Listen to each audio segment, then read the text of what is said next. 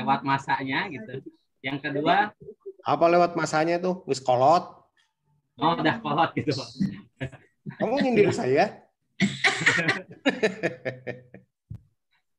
Ya, lanjut ya. Yang kedua, kurang pahamnya guru dalam menyajikan media pembelajaran yang menarik. Karena yang ketiga, masih terjebak di kebiasaan menggunakan metode pembelajaran klasikal atau ceramah. Karena lebih mudah dan juga sudah terbiasa atau sudah diturunkan turun-temurun. Entah dari mana itu. Selanjutnya. Nah, dampaknya jika tidak segera dipecahkan, yang pertama, ya, pembelajaran akan membosankan. Terus akan berdampak juga pada minat belajar siswa menurun, karena tadi pembelajaran membosankan, maka minat belajar siswa menurun. Nah, ini untuk di sisi gurunya, guru akan stagnan pada kualifikasinya yang sekarang. Jadi tidak akan maju-maju, tetap aja di situ. Selanjutnya, hasil belajar siswa akan rendah. Gitu. Hasil belajar siswa rendah. Dan akhirnya berujung pada ketuntasan belajar. Sebetulnya akan berdampak juga nanti pada akhirnya pada lembaga itu sendiri. Kualitas lembaga itu sendiri jika terus dibiarkan seperti ini. Maka berdasarkan isu di atas yang sudah dipilih, gagasan pemecahan isunya, saya membuat menggunakan aplikasi PowerPoint. Ya, Pak? Share screen-nya kok dimatiin? Enggak, Bu. Hilang. Apa di saya? Hilang. Share screen-nya hilang. Semua. Oh, maaf. Ya. Coba diulang. Host disable participants sharing screen, Bu. Kalau di sini bacaannya. Coba saya ulang lagi. Hostnya harus itu, Pak, mengizinkan. Ini siapa yang handle? Udah, Bu, udah. Udah.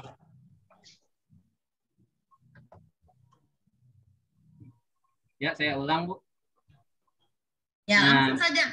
Langsung saja. Yuk. Kegiatannya saya udah tahu ya, langsung kegiatannya. Oh iya. Nah, kegiatannya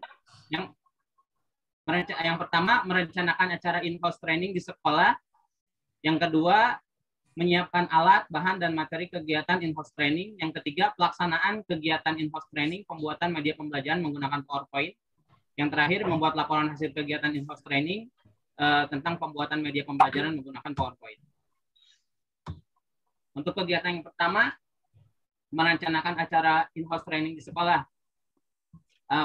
Prediksi analisis dampaknya, jika dalam perencanaan in-house training, di sekolah tidak didasarkan pada nilai akuntabilitas, nasionalisme, etika publik, komitmen dan anti korupsi, maka rancangan acara in-house training ini tidak akan tersusun dengan baik, Bu. Lanjut. Untuk kontribusi pada misi dan misi, yang pertama, merencanakan acara in-house training di sekolah ini dapat ya Pak? Syahid. Ya Pak. Udahlah, baguslah menuliskan kontribusi visi misi dan penguatan organisasi. Sebenarnya yang penting tuh sekarang tuh apakah dari kegiatan atau tahapan apa yang direncanakan mau dikaitkan dengan mata pelajaran terutama aneka gitu. Bisa nggak sampaikan? Bikin nggak PowerPoint yang itu? Yang ada di metrik. Dibikin, Pak. Ya, mana coba simulasi aja, nggak usah 4 atau 5 kegiatan disampaikan. Satu, tapi ada tahapan, ada output, terus keterkaitan dengan mata pelajaran. Itu sebetulnya yang penting nanti di dalam 1 bulan tuh. Nah, ini. Baik. Untuk selanjutnya, kontribusi terhadap misi dan penguatan nilai organisasi tidak di ini ya Pak? Nggak usah. Ini aja Anda ini. Ini simulasi aja coba. Ya baik. Ini kegiatan 1, yaitu tahapannya ada 3 kan. Nah ini aja jelasin. Untuk tahapan kegiatannya, untuk kegiatan 1, yang pertama musyawarah dengan guru dan pembimbing untuk memilih waktu yang memungkinkan. Karena sekarang masa libur, guru-guru takut ada kegiatan. Outputnya, waktu pelaksanaan yang telah disepakati bersama dari hasil musyawarah secara terbuka, sopan, tidak memaksakan kehendak, dan saling menerima pendapat. Maka didapatkan nilai dasar anekanya. Yang pertama, nasionalisme, yaitu musyawarah, tidak memaksakan kehendak, dan menerima pendapat. Akuntabilitas, di mana kita keterbukaan dan juga etika publik yang disampaikan secara sopan. Selanjutnya, tahapan kegiatan keduanya, meminta izin kepada sekolah untuk mengadakan in-house training. Outputnya, izin pelaksanaan, penggunaan tempat, dan fasilitas sekolah. Yang dasar anekanya, yang pertama, etika publik yang disampaikan secara sopan. Yang kedua, korupsi, di mana disampaikan dengan jujur tanggung jawab atas apa yang akan diminta izinnya. Yang ketiga, mengumumkan waktu dan tanggal pelaksanaan kepada semua guru yang hadir maupun yang tidak hadir ketika musyawarah. Untuk outputnya, informasi pelaksanaan kegiatan yang disampaikan dengan mengedepankan prinsip keterbukaan, kejujuran, yang disampaikan dengan bahasa sopan dan santun. Nilai dasar anekanya, yang pertama akuntabilitas, di mana ada keterbukaan, anti korupsi, di situ kejujuran, dan etika publik, sopan dan santun. Bu Dewi, saya kira cukup satu aja yang disimulasi ya.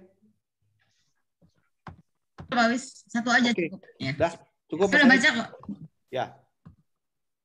Dah selesai. Ya. Silakan. Kata penutup. Baik. Demikian paparan rancangan aktualisasi yang saya buat. Kurang lebihnya mohon maaf dan mohon bimbingan, kritik dan sarannya untuk rancangan aktualisasi yang saya buat ini. Terima kasih. Ya, terima kasih. Dah, keluar dulu. Share screen-nya keluar dulu. Ya. Oke, siap-siap Pak Rudi. Yang kedua. Iya, Pak.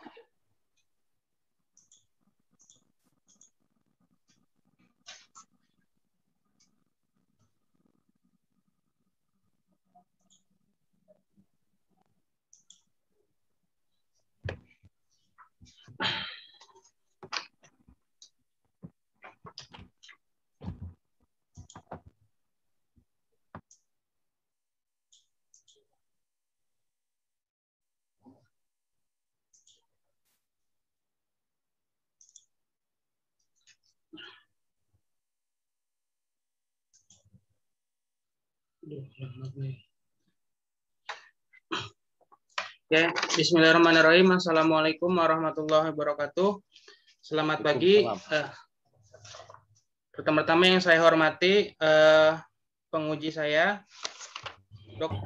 Dr. Insinyur Dewi Yulianti MT, dan mentor saya, Pak Arif Rahman Hakim SPD, serta coach saya, Pak Haji Wisadana SH MSI.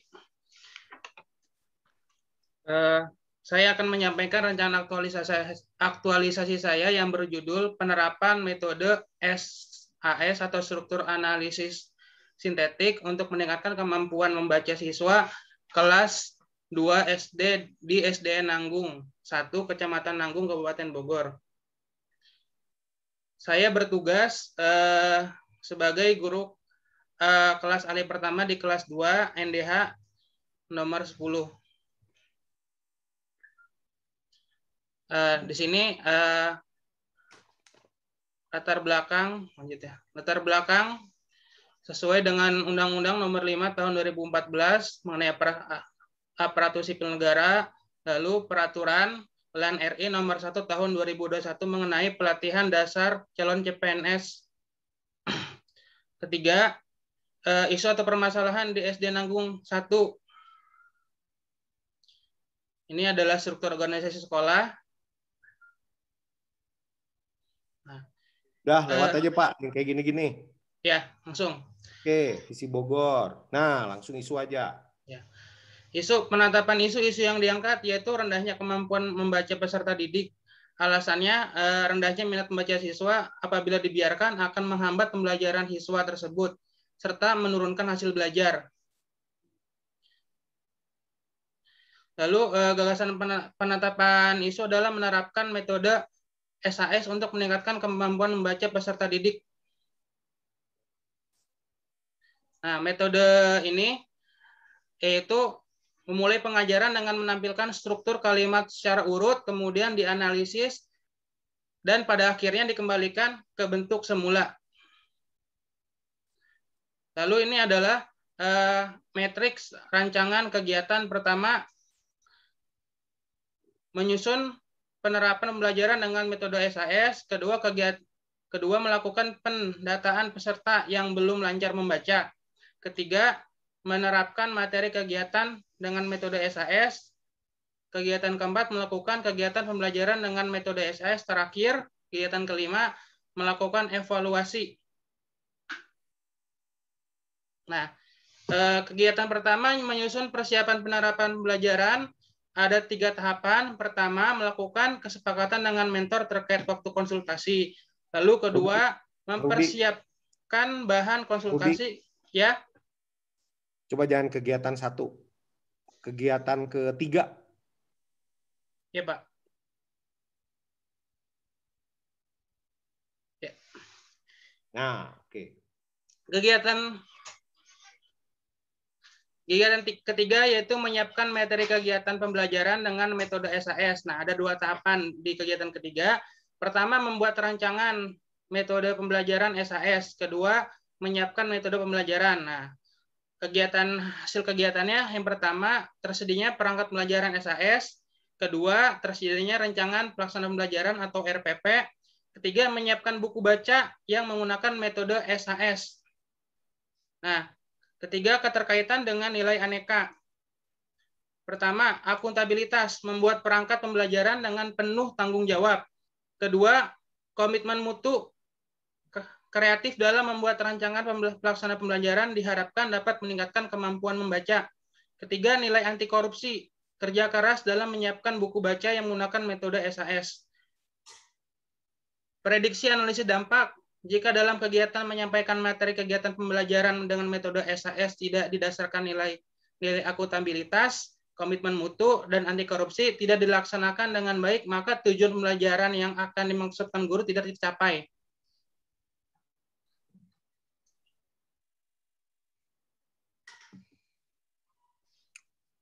Lalu kegiatan, ya Pak Pak. Rudi, udah cukup simulasinya 1 aja. Bu Penguji 1 aja ya.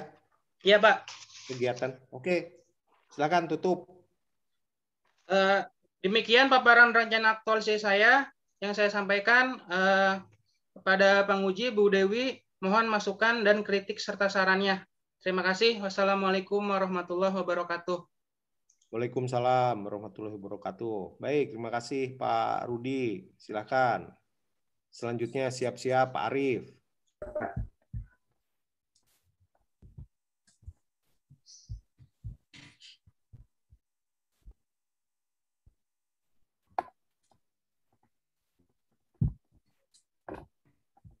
Assalamualaikum warahmatullahi wabarakatuh. Waalaikumsalam warahmatullahi wabarakatuh. Yang saya hormati Dr. Insinyur Dewi Yuliani, MP, selaku penguji. Yang saya hormati Ibu Wiswalinda, MPD, selaku mentor. Yang saya hormati Bapak Haji Wisandana, SH, MSI, selaku coach. Izinkan saya memaparkan kegiatan seminar rancangan aktualisasi yang berjudul kegiatan in-house training IHT tentang pembuatan video pembelajaran untuk guru SMPN 2 Gunung Putri, Kecamatan Gunung Putri, Kabupaten Bogor. Perkenalkan, nama saya Arif Teguh Santoso, SPD, NDH saya 11. Saya berdinas di SMPN 2 Gunung Putri selaku guru matematika. Latar belakang adalah peran guru. Ini profil sekolah saya. Visi misi, identifikasi isu selama setengah tahun saya mendapatkan isu yang Pak Arif, ya. Biar nggak terlalu tegang. Ini kan mau bikin ini PowerPoint, tapi ya sama Pak Sahid tadi in-house training gitu ya, sehari kayak gitu. Berarti Anda ini kan trainersnya Anda kan? Yang ngajarinnya? Ya, saya. Pakai laptop nanti? Pakai laptop sama digabungkan dengan HP, Pak. Oh, di laptopnya ininya keyboardnya kan laptop ada satu elemen namanya keyboard. Iya, Pak. Itu dicabut, Pak. Yang P ke F in, yang F di ke P kan gitu. Biar nanti nggak pabelit identifikasi jadi identifikasi. Ditukar. Huruf P-nya di Kevin, F-nya di P. Jadi kalau nulis F bener, Anda mijitnya P gitu. Udah lanjut nih biar nggak. Biasaan saja loh, Pak. Nah, kamera. Benar. Lanjut. Untuk identifikasi isu selama setengah tahun saya mendapatkan isu yang pertama adalah rendahnya kemampuan guru dalam pembuatan video pembelajaran. Ini didapat dari hasil observasi saya dari 20 responden. Yang kedua adalah banyak siswa yang tidak mengerjakan dan mengumpulkan tugas pada pembelajaran jarak jauh di semester 2. Datanya diambil dari hasil nilai dan sulitnya siswa dalam memahami materi pembelajaran matematika dengan metode daring. Ini pun diambil dari hasil nilai yang nilai matematikanya yang sangat buruk. Lapisan itu dari ketiga isu itu semua layak untuk dijadikan isu, dan untuk analisis isu USG-nya diambil satu, yaitu rendahnya kemampuan guru dalam pembuatan video pembelajaran. Ini analisis penyebab isunya, Ibu.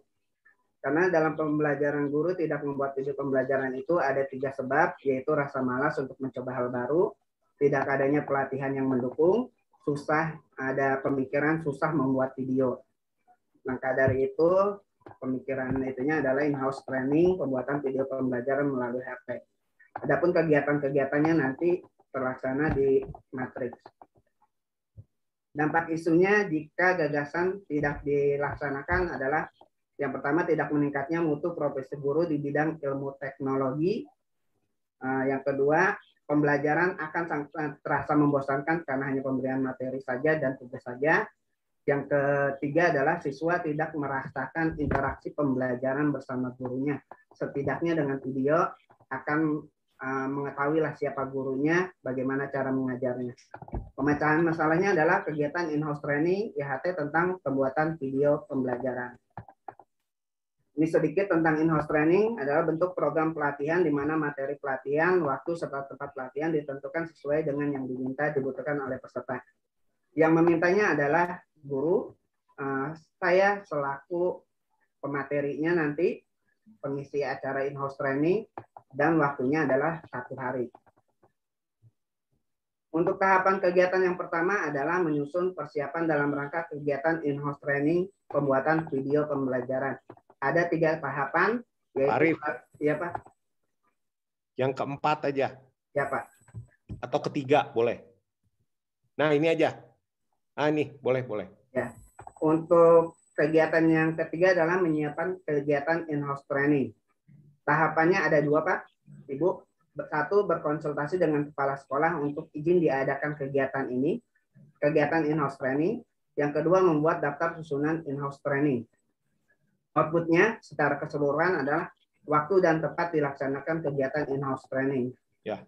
Untuk keterkaitan dengan nilai aneka adalah pada akuntabilitas adalah integrasi dan tanggung jawab, nasionalismenya musyawarah dan gotong royong, etika publiknya ramah dan sopan, komitmen mutu efektif dan berorientasi mutu.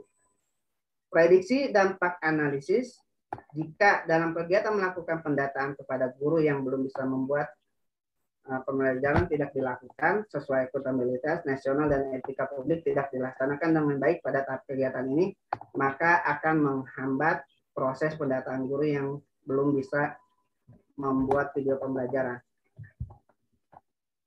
Terima kasih. Untuk kegiatan sendiri ada 5. Terima kasih untuk pemaparan kami. Pemaparan saya. Mohon izin untuk kritik dan sarannya. Terima kasih. Assalamualaikum warahmatullahi wabarakatuh.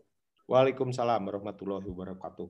Baik, terima kasih Pak Arief, Ibu penguji, Ibu Bapak-Bapak mentor. Saya kira demikian sesi 1 telah memaparkan. Kalau lengkapnya itu sebetulnya data, lalu mencoba mengeksersis, belajar menganalisis isu, didukung data, penggunaan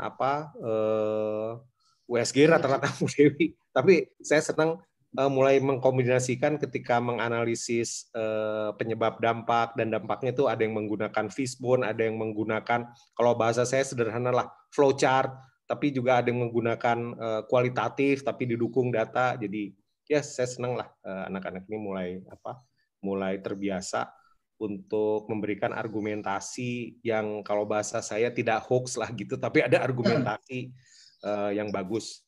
Dan 3 orang tadi, Pak Sahid, Pak Rudi, dan Pak Arief, saya kira sudah menyampaikan paparan singkat dari rancangan aktualisasinya. Untuk itu saya persilahkan satu persatu dulu, mentornya Pak Sahid dulu. Mangga mentornya Pak Sahid, Bu Kiki ya? Iya Bapak. Bu, ya. Nulis namanya memang gitu Bu? Memang begitu Bapak. Oh bagus nggak ada 2 tuh kayak gitu tuh. Ya. Mangga Bu Kiki. Ya. Assalamualaikum warahmatullahi wabarakatuh. Waalaikumsalam warahmatullahi wabarakatuh. Terima kasih kepada Bapak Coach dan Ibu penguji ya yang sudah memberikan kesempatan. Alhamdulillah rancangan program aktualisasi dari Pak Sahid ini sudah baik ya Ibu, Bapak, dan kebetulan sangat membantu di sekolah kami dengan adanya rancangan ini. Karena memang ada beberapa, termasuk saya sendiri ya, belum ahli, belum begitu bisa dalam PPT ini ya, PowerPoint ini kan temanya gitu. Kemudian Pak Sahid juga alhamdulillah bekerja sama dengan baik dengan guru-guru yang ada, terutama dengan guru-guru senior. Beliau mau bertanya apabila ada kesulitan atau apa gitu ya Pak ya. Alhamdulillah intinya sudah baik dan sangat membantu terhadap guru-guru yang ada di sekolah gitu Pak. Gitu. Mudah-mudahan sih ke depannya bisa lancar ya Pak ya program aktualisasi ini realisasinya gitu. Kemudian kami semua di sini terutama saya juga pasti akan mendukung program dari Pak Sahid ini, program aktualisasi dari Pak Sahid ini. Mungkin itu saja ya Bapak. Atur nuhun. Ya. Wassalamualaikum warahmatullahi wabarakatuh. Waalaikumsalam warahmatullahi wabarakatuh. Makasih Bu Mentor, Bu Kiki. Bantuin aja nanti 1 bulan pas aktualisasi. Iya. Baik. Ya. Mohon saya Kiki. Mentornya Pak Rudi, mangga. Ya. Bismillah. Ada suaranya? Ya, Pak Arif. Ada Pak. Ya. Ada Pak. Assalamualaikum warahmatullahi wabarakatuh. Waalaikumsalam warahmatullahi wabarakatuh. Sebelumnya terima kasih atas perkenan para mentor yang lain, kemudian Pak Wisandana dan Ibu Dewi. Saya Arif Rahman Hakim, mentornya Pak Rudi Nurdiansyah di SD Nanggung 01. Setelah membaca rancangan aktualisasi yang disampaikan oleh Pak Rudi, memang permasalahan ini klasik ditemui di kelas bawah. Dan saya mendukung apa yang direncanakan oleh beliau, karena di masa pandemi ini ternyata untuk kelas bawah menggunakan jaringan komunikasi internet itu susah.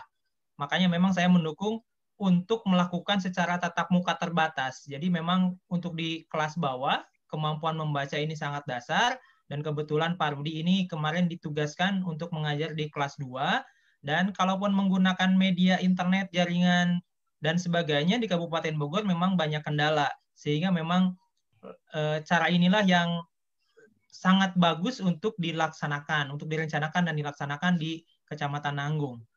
Kemudian permasalahan yang sama ini terjadi juga bukan hanya di kemampuan membaca, tapi kemampuan berhitung.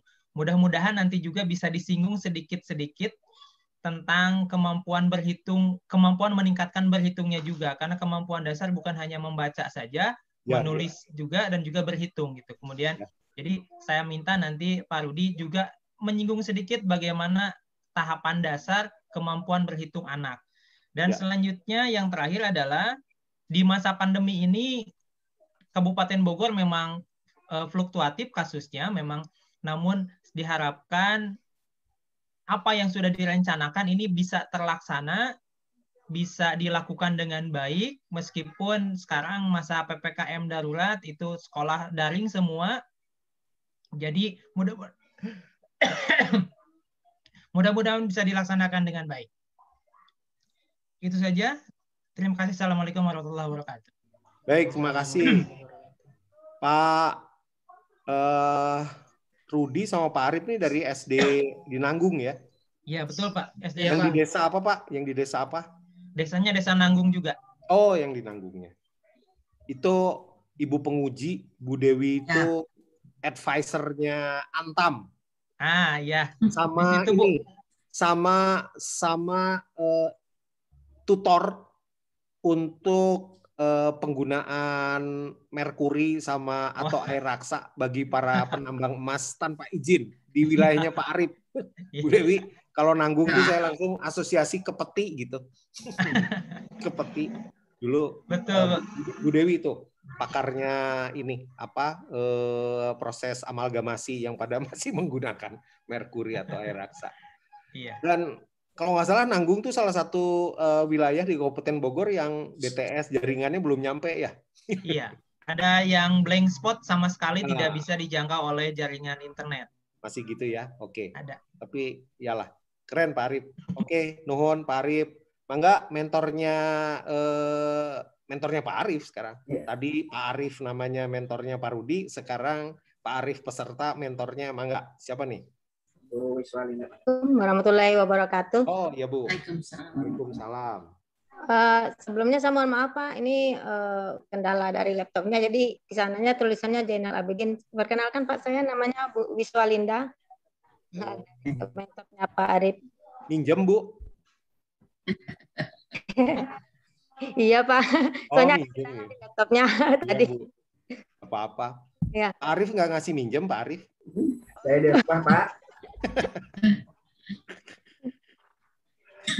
Mangga Bu. Sebelumnya kami ucapkan terima kasih pada Bapak Wisandana dan Ibu pelatih ya, Ibu pembimbingnya Pak Arif, Ibu Yuliana. Memang Pak, keadaan yang aktualisasi yang dari Pak Arif itu ya memang begitulah keadaannya di tempat kami gitu. Cuman saya mensupport Pak Arif karena beliau orangnya terbuka gitu kan, mau bekerja sama gitu. Semoga saja aktualisasi yang diungkapkan Pak Arif itu dapat terlaksana. Jadi apa yang selama ini yang menjadi mindset kami kalau membuat video pembelajaran itu sulit atau segala macam, itu lama-lama bisa berkurang gitu. Jadi mudah-mudahan dengan aktualisasi yang diungkapkan Pak Arif, mudah-mudahan proses pembelajar mengajar dengan jaring ini lebih meningkat, insya Allah. Itu saja kali Pak. Terima kasih. Assalamualaikum warahmatullahi wabarakatuh. Ya, Waalaikumsalam Bu. Baik, lengkap sudah para mentor memberikan catatan. Saya kira penguatan terhadap apa yang akan dilakukan oleh tadi Pak Syahid, Pak Rudi, dan terakhir Pak Sarif. Saya persilahkan langsung Ibu Dewi Yuliani untuk memberikan catatan, masukan, atau mau nanya pertanyaan, monggo silakan Bu Dewi. Baik, terima kasih banyak Pak Coach, Pak Wisandana. beliau ini senior saya ya. Dan saya kalau melihat ini Pak Wisandana tuh sedang berkabung lah begitu, tapi ngelihat hasil anak-anak bimbingan ini luar biasa ya. Jadi wah keren ya, kalian itu sangat beruntung. Ini Pak Wis, punten anak-anak yang lain itu ya pada hadir ya. Tolong dibuka saja itunya. Ya. Hadir. Silakan dibuka karena ada beberapa mungkin penjelasannya akan sama ya. Jadi supaya saya tidak usah mengulang-ulang, kita efektif saja. Baik, untuk saya belum menyapa ya. Bismillahirrahmanirrahim. Assalamualaikum warahmatullahi wabarakatuh. Waalaikumsalam warahmatullahi wabarakatuh. Atur nuhun kepada pertama coach dan juga para mentor yang sudah hadir untuk mendukung adik-adiknya ya, junior-juniornya. Jadi untuk Arif, Sahidul Falak dulu ya. Sini saya apresiasi ya, analisisnya baik ya. Kemudian juga semua dari yang saya baca itu antara isu dan solusinya udah relevan semua ya. Cara menyatakan isunya juga udah oke banget ya. Enggak itu ya. Enggak rugi nih dibahas dibimbing oleh Pak Uwi, semuanya udah oke banget. Jadi yang itu saya akan mengucapkan relevansi ya, kan sudah pada tahu ya bagaimana cara kita menilai rancangan aktualisasi. Itu enggak rahasia, itu enggak ada yang rahasia, itu ada di perkalan, kalian boleh tahu. Jadi ada beberapa topik, diantaranya ada relevansi isu dengan solusi dan turunan ke kegiatannya. Saya lihat itu udah nggak ada masalah aja, saya tidak akan mengomentari, berarti udah bagus semua ya. Cuman ada sedikit-sedikit saja, diantaranya juga mengenai penulisan gitu ya. Nah, yang untuk Sahidul Falah ya, boleh di-share nggak itu matriksnya? Matriksnya yang PPT-nya apa yang ininya Bu ya? Yang PDF-nya, ya. Enggak, Bu. Ya yang sambil Sahidul Falah menyiapkan ya, saya mungkin mengingatkan kembali bahwa yang mandatori dari rancangan aktualisasi ini sebetulnya ini ya, matriks ini saja. Tapi kan susah membaca matriks ini, betul nggak? Ya, apalagi para mentor begitu ya, ini apaan sih gitu ya, ujuk-ujuk nilai-nilai, ujuk-ujuk ya ini saja, hub di situ. Ya, agak dibesarkan sedikit. Nah, kemudian supaya memudahkan para pembaca, jadi dibuatlah seperti ini, seperti laporan begitu ya. Tapi ini yang mandatori sebetulnya matriks ini. Coba yang masih terus kayaknya ke bawah.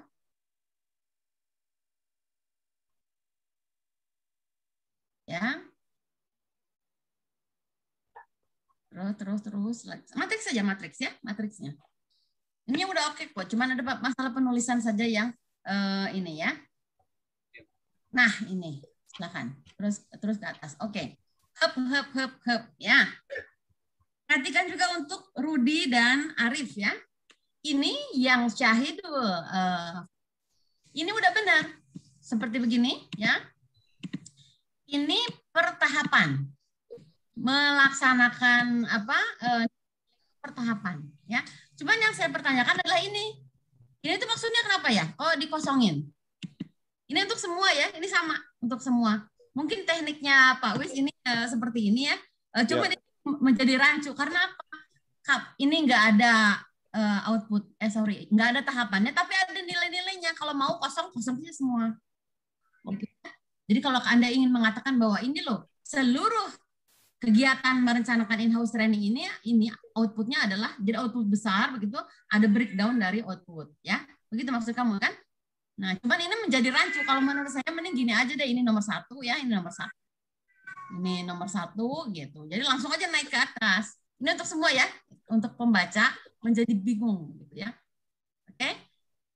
Tapi sebetulnya nggak ada yang salah. Ini cuma ini saja untuk menajamkan saja. Dan khusus untuk Rudi dan Arif, nanti bikinnya seperti ini ya.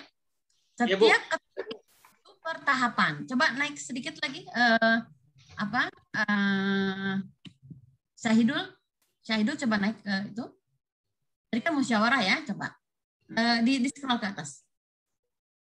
Syahid ya. Ya, di scroll ke atas coba. Bisa nggak? Halo? Ya, Bu. Ya, di scroll ke atas tahapannya lagi. Coba turun lagi, turun. Oh, turun lagi. Saya ingin lihat yang tahapan berikutnya. Ya, ya. Di tahap 2. Ya, tahap kedua. Oh, mana tahap kedua? Kan pertama tadi musyawarah ya. Nah, oke lah, musyawarah saja nih dengan ini ya.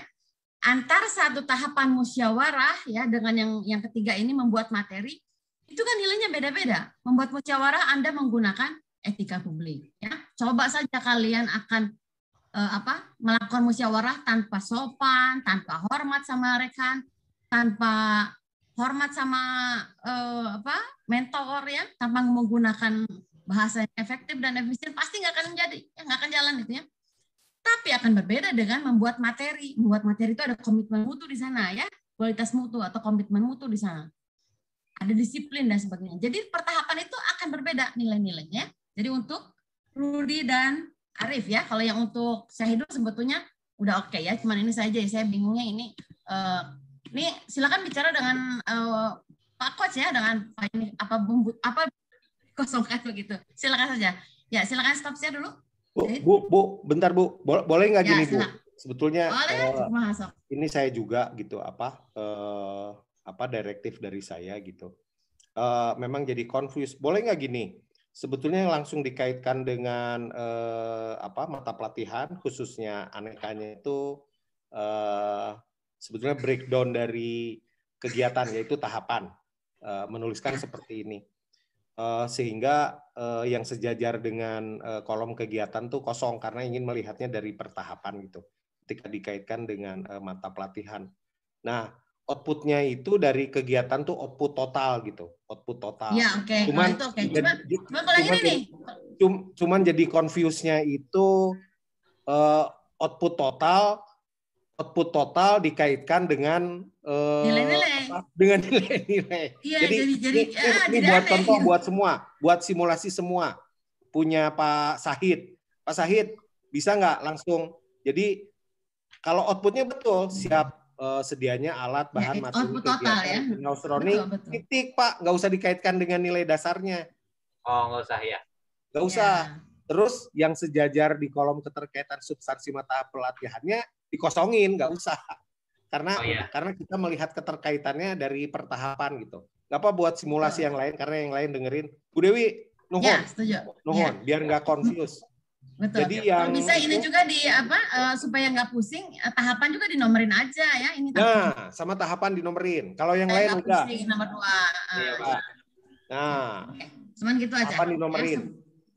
Satu tahapan dinomerin, terus yang kedua itu udah yang sejajar dengan kegiatan itu kosong, terus output hasilnya untuk yang kegiatan nggak usah dikaitkan dengan mata pelatihan. Sehingga di kolom selanjutnya keterkaitan substansi mata pelatihannya juga nggak usah ditulis gitu. Kosong aja. Kayak gitu. Thank you, Bu Ketu.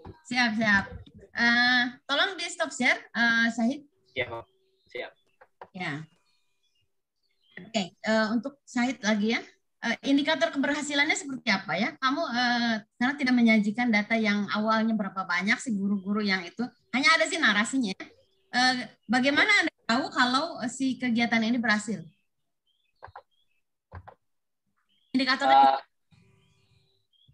Indikatornya berhasil atau tidaknya itu nanti kan ada pelaporan Bu, di mana pelaporan ini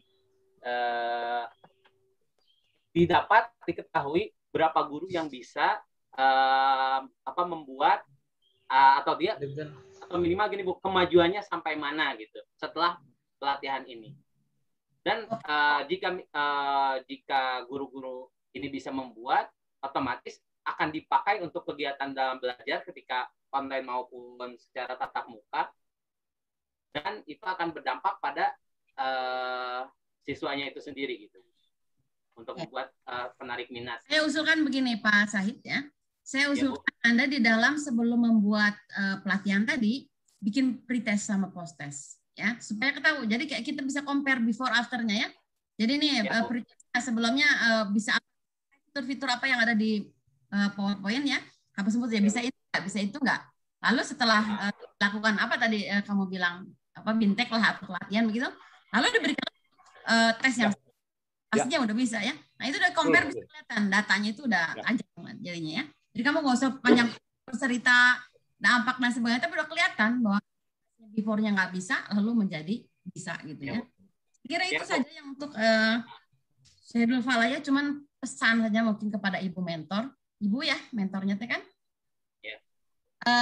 Ibu Kiki ya, ibu ini karena targetnya itu guru ya ibu, jadi mohon apa istilahnya support lah dari mentor ya, karena mereka kan anak baru nih, biasanya kalau anak baru itu suka disepelekan ya, jadi mengajar yang udah senior ya biasanya banyak anak baru apa istilahnya culangung nih ngajar orang apa udah tua. Nah mungkin dari sini posisi mentor sebagai supporter itu jadi penting sekali supaya misal apa entahlah diwajibkan atau apalah minimal di endorse ya Bu ya supaya ada bersemangat lah begitu Bu. Insya Allah Bu, didukung selalu. Terima kasih Bu. Oke, kemudian udah ya. Terima kasih Bu masukannya. Aja. Yang lainnya oke, ini nih semuanya rajin banget ya, ada APKL, ada USG, double. Tapi rajin teing ya. Ini juga Rudi ya. Untuk saya ini udah cukup. Untuk Rudi nih ya, rajin banget ini semua isu dikasih datanya kalau ini malah. Ya, biasanya sih kalau saya itu yang isu terpilih aja ya. Ini rajin banget ya. Sama juga nih Arif, semua isu dikasih datanya. Ya, nggak pasti rajin. Penguji Pak Arif ini dari semua peserta, cuman ini aja apa insting di ruang Zoom gitu. Ya saya nilai meskipun belum 10 peserta presentasi, tapi Pak Arif nih kelihatannya paling berbobot di antara 10 orang ini gitu Bu. Oh gitu. Ya. Makanya datanya lengkap Bu. Makanya siap. Lihat ya, aja badannya Bu, ya? kelihatan dari badannya. Oke, betul. Ya, Arif sama Rudi ini benar-benar berat itu di dalam analisisnya ya. Memang itu bagus ya. Tapi ya agak berlebihan. Tapi nggak apa-apa ya. Saya kasih nilai plus deh ya. Jadi ada tambahan. Nah, cuman ini saya untuk Arif ya. Untuk Rudi dulu ya. SAS itu apa? Coba jelaskan ke saya dengan simpel gitu. Nah, nggak usah baca. Jelasin ya, jelasin sepertinya saya ini anak murid kamu.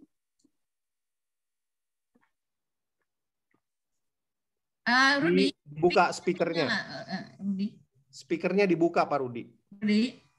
Speakernya dibuka Pak. Ya maaf Pak. Ya Bu, ini Bu nih sebagai contoh buku yang akan dipakai. Nah. Begini. Maksud saya, kamu itu sebelum melaksanakan mengeksekusi ini kepada murid, kan ada tahap menjelaskan. Ya, harus ada itu tahap menjelaskan. Bikinlah sebelum pelaksanaan kamu ngajar itu, menjelaskan dulu sama murid, ini loh anak-anak, saya kamu ininya gini gitu, ya.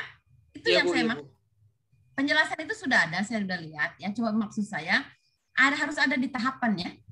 Jadi gubrak aja langsung ke murid gitu loh, ya ngerti? Iya.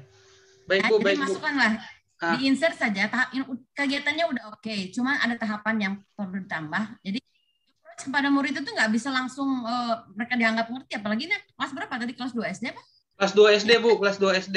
Ya makanya itu mungkin mereka harus jelasin dulu ini loh. Jadi nggak usah ngomong soal SAS lah, karena mereka juga mau ngertinya itu kan ada produknya lah ya, harus di sounding dulu lah ya kalau bahasa. Siap Bu. Ya.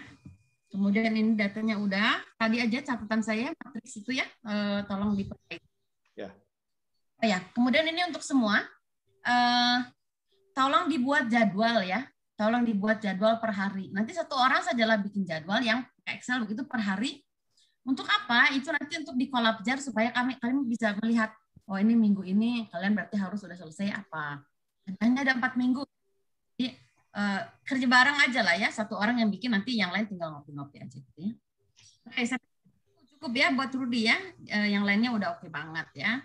Dan ya, itu sebetulnya keren ya. Kita selalu berinovasi untuk mencari, tadi juga kata mentornya, cari lagi setelah ini, jangan berhenti, ayo cari lagi untuk aspek-aspek lain untuk kemampuan belajar anak didik ya. Bagus, Rudi. Iya, Bu.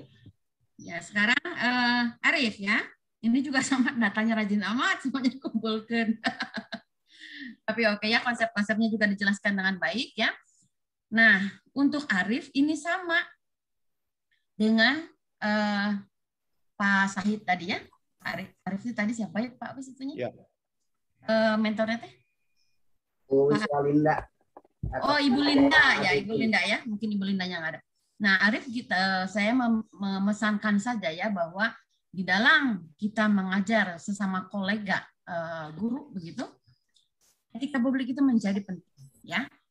Etika publik mungkin ada hal-hal yang bersifat full of government ya, karena kalian itu kan anak baru ya, kalian mengajari ya guru-guru yang notabene mereka sudah lama di situ ya. Jadi approach itu ya, komunikasi menjadi penting. Itu ahlinya tuh Pak Wis tuh ya, komunikasi ya, koordinasi itu tanyalah sama Pak Wis gimana caranya supaya ini sukses ya.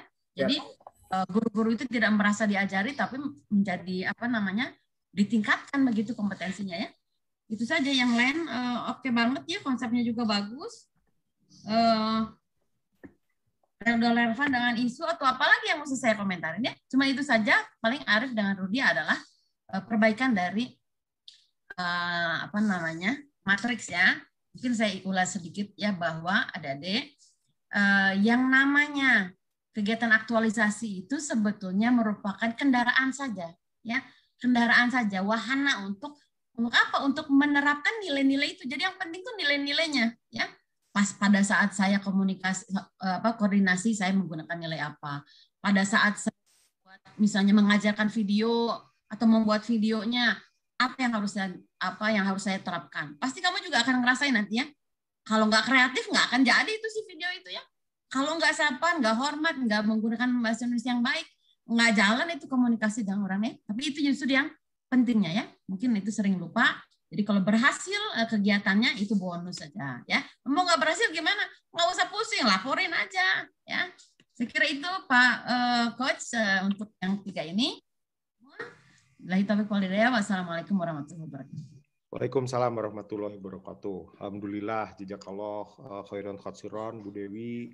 Seperti yang tadi saya sampaikan di awal, kayak gitu. Satu, to the point. Kedua, saya kira ada beberapa masukan yang sifatnya umum kepada semua.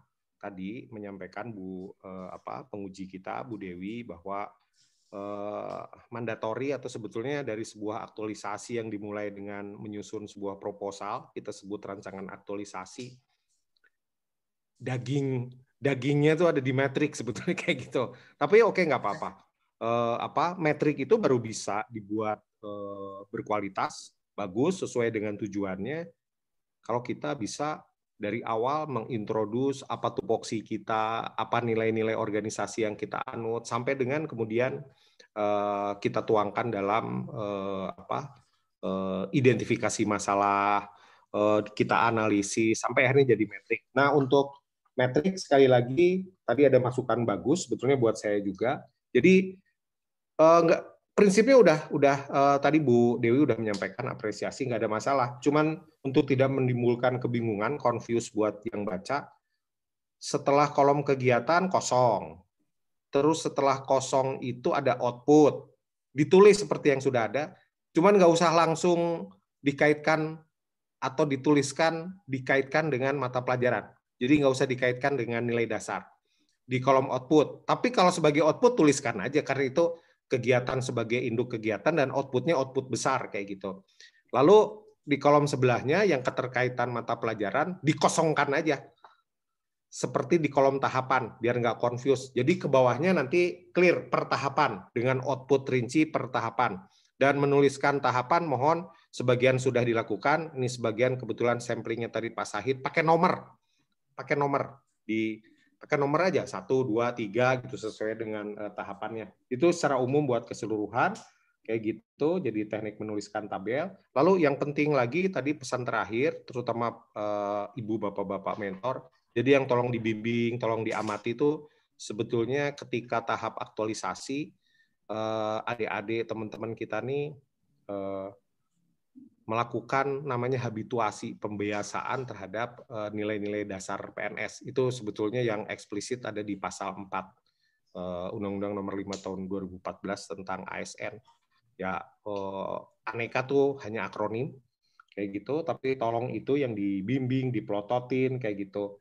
Dan yang terpenting tadi adalah bahwa memahami, kalau bahasa Bu Penguji, Bu Dewi, buat semua juga, mungkin output dari tiap tahapan itu beda nilai dasarnya.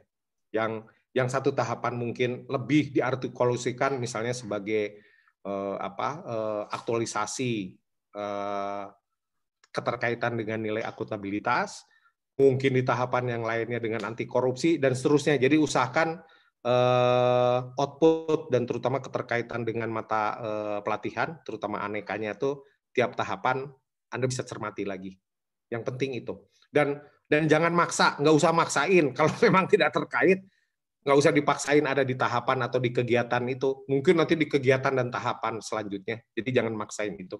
Dan khusus untuk Pak Sahid, ini karena saya kira berlaku juga buat Pak Arief nih. Dan buat teman-teman yang lainnya. Kan nih kayak Pak Sahid nih bikin PowerPoint. Kalau Pak Arief bikin video pembelajaran. Saya nggak tahu apa nanti platformnya apa sebetulnya, animasi atau tutorial atau apa, nanti terserah Pak Arief. Tapi ini bagus juga nih, nggak usah ngerubah apa-apa, tapi nambah tahapan di salah satu kegiatan yang terkait, Pak Sahid, Pak Arief, yaitu ada pretest dan ada posttest, biar tahu nih teman-temannya, koleganya, pendahulunya yang mau diajarin, yang satu bikin PowerPoint, yang kedua bikin video kayak gitu, biar tahu kondisi awalnya seperti apa, kondisi akhirnya seperti apa. Kalau pretest itu di tahap awal aja, tentu bukan tahap konsultasi, tahap yang kedua mungkin. Nah, kalau post-test itu di tahap, kalau Pak Sahid itu kan nulis di situ, ada evaluasi, ada pelaporan, tambahin Pak post-test di situnya. Jadi bakal ketahuan. Kayak gitu. Jadi eksplisit ada di tahapan. Di awal adalah pretest, di akhir adalah post-test. Saya kira bukan di tahap yang satu, di tahap kedua, kalau nyimpen yang pretest. Saya kira itu, jadi bisa dilihat indikator keberhasilannya. Itu buat Pak Rudi sama dengan buat Pak Sahid dan Pak Arief diapresiasi, tapi intinya nambah juga ada tahap penjelasan tentang arti dan tujuan SAS. Pak Rudi, mungkin saya nggak tahu di tahap keberapa, nanti dicek lagi ada di kegiatan yang mana, ditambahin ada tahapan ini penjelasan tentang SAS kayak gitu, baik ke rekan guru maupun terutama ke siswa gitu. Jadi menjelaskan juga apa itu SAS kayak gitu, apa tujuannya kayak gitu. Prolog, ada prolog. Saya kira tambahan itu. Dan khusus yang Pak Arief seperti tadi yang catatan secara umum kepada Pak Said dan Pak Rudi, ini prepare lah antisipasi tentang nanti habituasi nilai dasar PNS-nya. Mungkin paling penting tuh karena terkait dengan pendahulu kan yang udah lebih dulu sekolah, jadi tetap perlu kita respect Pak, rasa hormat, rasa santun kayak gitu kepada para yang koleha-koleha Anda, rekan sejawat yang lebih dulu. Jadi istilahnya kalau bahasa Perancisnya tong mamatahan ngojai kameri gitu. Meskipun tadi selalu ada prolog, saya kira hampir semua mentor juga menyampaikan apresiasi terhadap anggota barunya di organisasinya yang para milenial ini ada pada level-level angkatan atau usia tertentu agak gaptek bersentuhan dengan teknologi informasi, tapi tetap karena khususnya yang Pak Sahid sama Pak Arief tuh urusannya sama ngelatih mereka kan, atau ngebimbing mereka apapun namanya kayak gitulah, mau in-house training mau apa. Nah perlu tuh respect, rasa hormat, empati, kesantunan kayak gitu. Dan boleh sih salah satunya pas prakteknya nanti, apakah di persiapan atau pas pelaksanaan, di luar nilai dasar PNS aneka tuh boleh memasukkan juga yang ada kaitannya dengan komunikasi, koordinasi. Nah itu ada di WOG. Jadi ada di Whole of Government. Kemarin udah saya jelaskan kan apa intinya WOG itu. Ya, Keywordnya koordinasi. Keyword koordinasi adalah komunikasi. Jadi komunikasi efektif. Saya kira itu luar biasa. Kita beruntung meskipun dengan kecepatan yang ala MotoGP, penguji kita Bu Dewi nge-review tuh set kayak gitu bisa langsung to the point ke substansinya.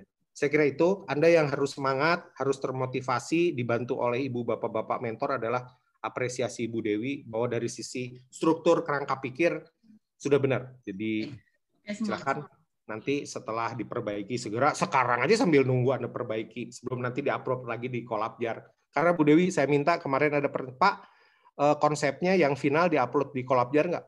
Diupload. Nanti setelah seminar untuk beberapa yang ada perbaikannya diupload lagi gitu. Kayak gitu.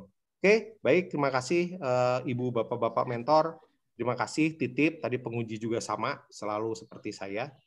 Titip 1 bulan, dibantu, dimotivasi, difasilitasi, terutama tentang habituasi nilai dasar PNS-nya. Nuhun, Ibu Bapak-Bapak mentor, silakan kalau mau ada pekerjaan yang penting lainnya, saya ucapkan terima kasih. Dan untuk 3 peserta, Anda sih standby terus, kayak gitu. Bu Dewi, terima kasih. Saya tutup sesi pertama ini dengan Assalamualaikum warahmatullahi wabarakatuh. Waalaikumsalam warahmatullahi wabarakatuh. Izin lift ya Bapak. Langsung aja ya mangga Bu, mangga Pak. Yang mau lift juga mangga.